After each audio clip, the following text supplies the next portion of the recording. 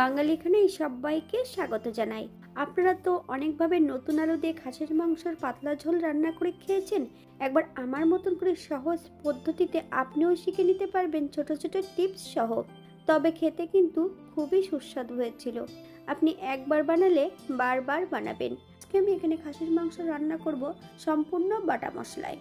তবে আমি আজকে এখানে নতুন আলু দিয়ে খাসির মাংস কিভাবে পাতলা ঝোল রান্না করলাম এত তেল কম মশলায়, চলুন সেটা একবার দেখে নেওয়া যাক ভিডিওর মাধ্যমে।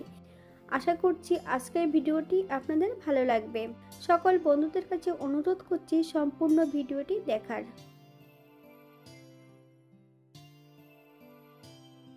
এখানে আমি আগের থেকে 750 গ্রাম খাসির মাংস নিয়ে নিয়েছি। তবে মাংস ধোয়ার পদ্ধতিটা আমি আগেও বলে দিয়েছি, আজকে আমি আবারও বলে দিচ্ছি। ঈষৎ উষ্ণ গরম জল দিয়ে বেশ ভালো করে খাসির মাংসটা ধুয়ে নিতে হবে। বেশ ভালো করে মাংস থেকে জল ঝরিয়ে 1 চামচ লবণ আর 1 চামচ হলুদ গুঁড়ো, বেশ কিছুটা কাঁচা সর্ষের তেল মাংসের গায়ে লাগিয়ে রেখে দেব। 30 থেকে 40 মিনিটের মতন আমি মাংসগুলোকে রেস্টে রেখে দিয়েছি। আপনাদের হাতে যদি সময় বেশি থাকে বেশি সময় রাখতে পারেন।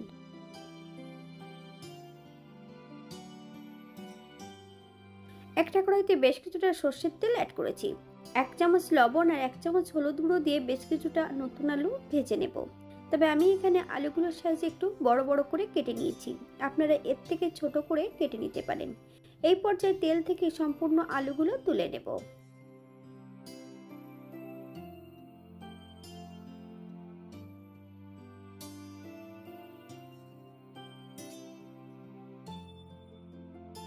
ফোড়নে রেখেছি সাদা জিরে।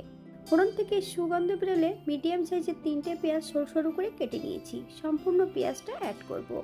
1/2 চামচ লবণ, আপনার স্বাদ অনুসারে লবণটা অ্যাড করবেন। এই পর্যায়ে অ্যাড করব 1 চামচ রসুন বাটা। পেঁয়াজ রসুন থেকে যতক্ষণ কাঁচা গন্ধ বেরোবে ততক্ষণ বেশ ভালো করে ভেজে নিতে হবে।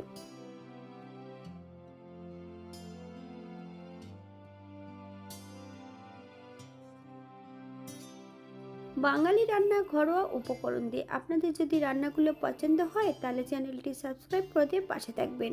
পাশে থাকা বেলটি বাজিয়ে দেবেন, নইলে নিত্য নতুন রান্নার নোটিফিকেশন পাবেন না।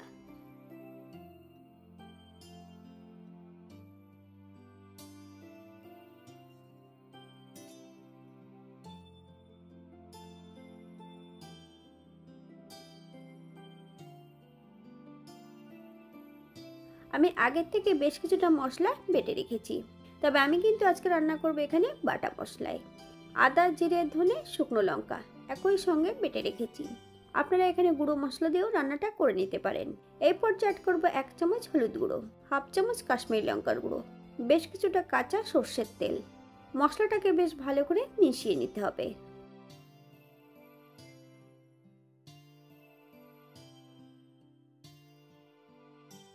পেঁয়াজ ও রসুন ভাজার এই পর্যায়ে সম্পূর্ণ মশলাটা অ্যাড করব। মিডিয়াম আঁচে মশলা ও পেঁয়াজ সহ বেশ ভালো করে ভেজে নিতে হবে।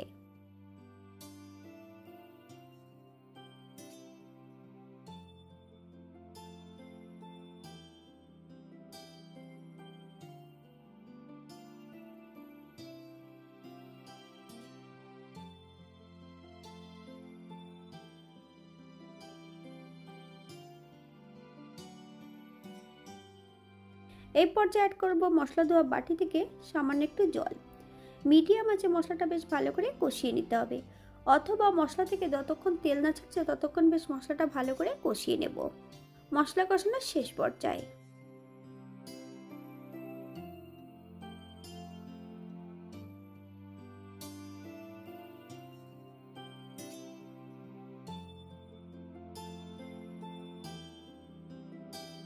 অ্যাড করব সম্পূর্ণ ম্যারিনেট করা মাংসগুলো। হাই ফ্লেমে 3 থেকে 4 মিনিটের মতন বেশ ভালো করে মাংসটা কষিয়ে নিতে হবে। খাসির মাংস রান্নার অনেকগুলো রেসিপি আমার চ্যানেলে দেওয়া আছে, আপনাদের যদি পছন্দ হয় তাহলে চ্যানেলটি একবার ঘুরে দেখে নেবেন।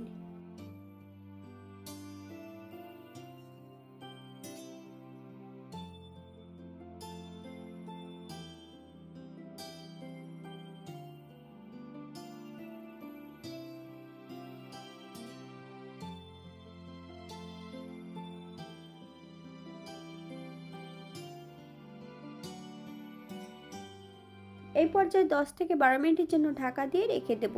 তবে শুধু ঢাকা দিয়ে রেখে দিলে হবে না, ঢাকা খুলে মাঝে মাঝে নেড়ে দিতে হবে, নইলে কড়ার নিচটাতে লেগে যেতে পারে।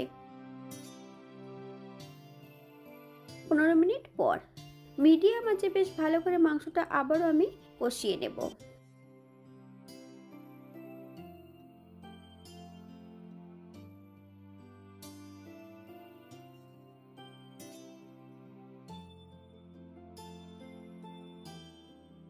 মাংস কষানোর মাঝপথে সম্পূর্ণ আলুগুলো অ্যাড করব, সঙ্গে দুটো গোটা রসুন। আপনারা যদি পছন্দ করেন তাহলে পরিমাণে বাড়িয়ে দিতে পারেন। আবারও বেশ 7 থেকে 8 মিনিটের মতন মিডিয়াম আঁচে মাংসটা বেশ ভালো করে কষিয়ে নেব আলু সহ। এই পর্যায়ে একটা প্রেসার কুকারে বেশ কিছুটা গরম জল অ্যাড করব, সম্পূর্ণ আলু মাংসগুলো অ্যাড করব, বেশ কয়েকটা কাঁচা লঙ্কা। প্রেসার কুকারে 3টে থেকে 4টে হুইসেল দিয়ে দিতে হবে। 10 মিনিটের জন্য প্রেসার কুকারটাকে স্ট্যান্ডিং টাইম দিতে হবে।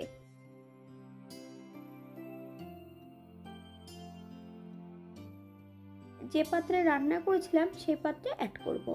মিডিয়াম আঁচে বেশ কিছু সময় রান্না করে নিতে হবে। এই পর্যায়ে অ্যাড করব 1 চামচ গরম মশলা বাটা। আপনারা যদি পছন্দ করেন তাহলে পরিমাণে বাড়িয়ে দিতে পারেন, তবে আমি কিন্তু আগের থেকে আলুগুলো তুলে রেখেছি। গ্যাসের ফ্লেমটা অফ করে দিয়ে 5 মিনিটের জন্য স্ট্যান্ডিং টাইম দেব, তারপর সার্ভ করব।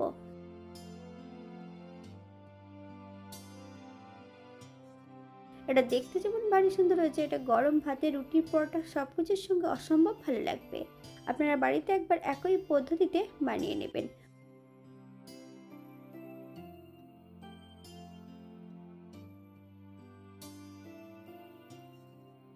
আজকে আমি এখানে গ্রাম্য পদ্ধতিতে খাসির মাংস রান্না করেছিলাম, সম্পূর্ণ বাটা মশলায়। আপনারা গুঁড়ো মশলা দিয়েও রান্নাটা করতে পারেন। আজকের ভিডিওটি এই পর্যন্ত। সবাই সুস্থ থাকবেন, ভালো থাকবেন। অন্যদিন নতুন রেসিপি নিয়ে আপনাদের সামনে আবার আমি হাজির হব। নতুন ও পুরনো সকল বন্ধুদের অসংখ্য ধন্যবাদ ভিডিওটি দেখার জন্য। হাতে যদি সময় থাকে তাহলে একটা লাইক, কমেন্ট, শেয়ার করবেন।